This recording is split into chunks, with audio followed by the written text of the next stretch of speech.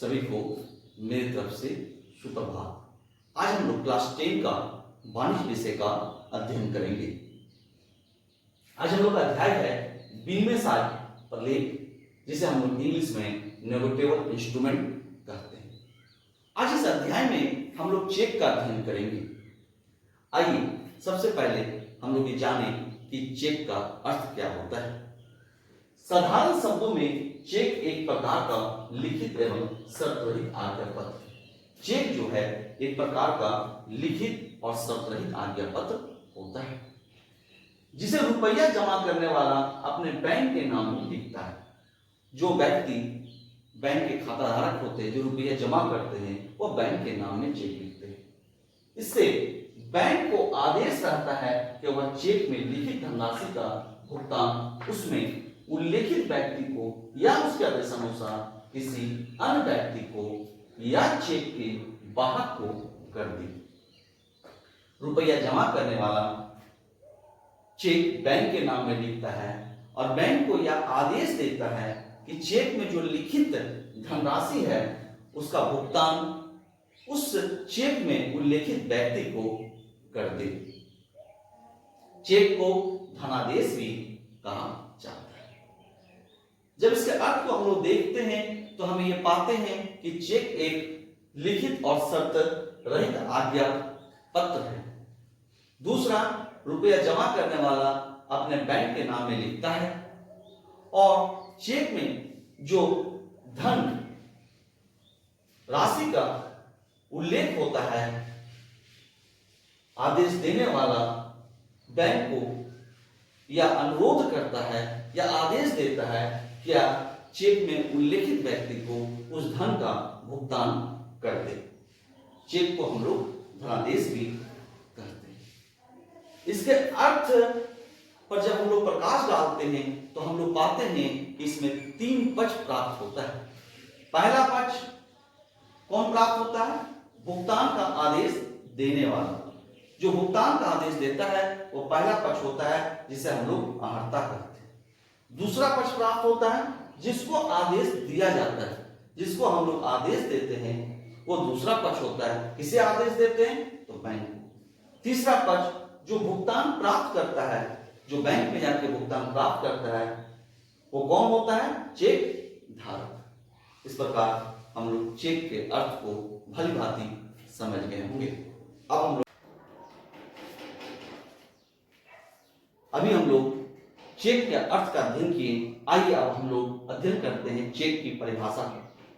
भारतीय विनिमय साध विपत्र अधिनियम की धारा 6 के अनुसार चेक जमाकर्ता का अपने बैंक के लिए एक लिखित आदेश है, जिसमें बैंक को यह आदेश दिया जाता है कि वह चेक में लिखी हुई रकम का भुगतान उसमें लिखित व्यक्ति को अथवा उससे आदेश प्राप्त व्यक्ति को या उसके धारक को मांगने पर दे दे। भारतीय विनिमय साध विपत्र अधिनियम की धारा 6 क्या कहता है? कहता है चेक जमाकर्ता का अपने बैंक के लिए एक लिखित आदेश है। जमाकर्ता अपने बैंक को एक लिखित आदेश देता है, जिसमें बैंक को यह आदेश दिया जाता है, वह बैंक को यह आदेश देते हैं कि वह चेक में लिखी हुई रकम, जो रकम चेक में लिखा गया है, उसका भुगतान लिखित व्यक्ति को, जिस व्यक्ति का नाम लिखा गया है, अथवा उससे आदेश प्राप्त व्यक्ति को, जिसके नाम का आदेश दिया गया है, या उसके धारक को, जो उसके धारक हैं, किसके? जो चेक का धारण किए हुए हैं, मांगने पर दे दे। अगर वो मांगने बैंक में जाए तो उसे उसका भुगतान कर दे। यह परिभाषा भारतीय विनिमय साध विपत्र अधिनियम की धारा 6 के अनुसार है। अब आइए एक और परिभाषा देखते हैं डॉक्टर हट का। डॉक्टर हट साहब क्या कहते हैं?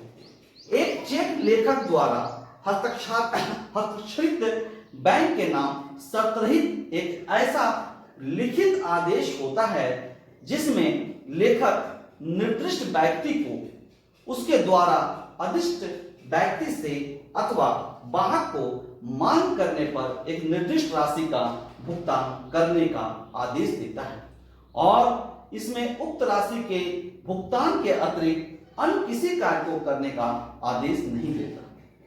क्या कहते हैं डॉक्टर हट? कहता चेक लेखक द्वारा हस्ताक्षर किया हुआ बैंक के नाम एक शर्त रहित एक ऐसा लिखित आदेश होता है जिसमें लेखक निर्दिष्ट व्यक्ति को, जिस व्यक्ति के लिए लिखा गया, उसके द्वारा अदृष्ट व्यक्ति से अथवा वाहक को मांगने पर, जो उसके पास, जिनके पास चेक है, मांगने पर निर्दिष्ट राशि का भुगतान करने का आदेश देता है। जो राशि चेक में लिखा गया है उसे भुगतान करने का आदेश देता है। इसमें उक्त राशि के भुगतान के अतिरिक्त अन्य किसी कार्य को करने का आदेश नहीं देता। इसमें सिर्फ जो राशि है उसी का भुगतान करने का आदेश होता है और किसी भी कार्य को करने का कोई आदेश नहीं होता है। उपयुक्त परिभाषा से यह स्पष्ट होता है, अगर इस परिभाषा को हम लोग देखते हैं तो इससे स्पष्ट होता है कि चेक एक शर्त रहित लिखित आज्ञा पत्र होता है। चेक क्या है? शर्त रहित और लिखित आज्ञा पत्र होता है जिसमें लिखने वाला का हस्ताक्षर होता है। जो व्यक्ति चेक लिखता है उसमें उसका हस्ताक्षर होता है और वह उसमें किसी व्यक्ति को अथवा उसके आदेशानुसार किसी अन्य व्यक्ति को अथवा वाहक को मांग करने पर इसमें लिखित निश्चित राशि का भुगतान करने का आदेश किसी निर्दिष्ट बैंक को दिया होता है। उस चेक में जिस व्यक्ति का नाम लिखा जाता है या वाहक के मांग करने पर उसे भुगतान कर दिया जाता है। हम लोग चेक के परिभाषाओं का अध्ययन कर चुके हैं।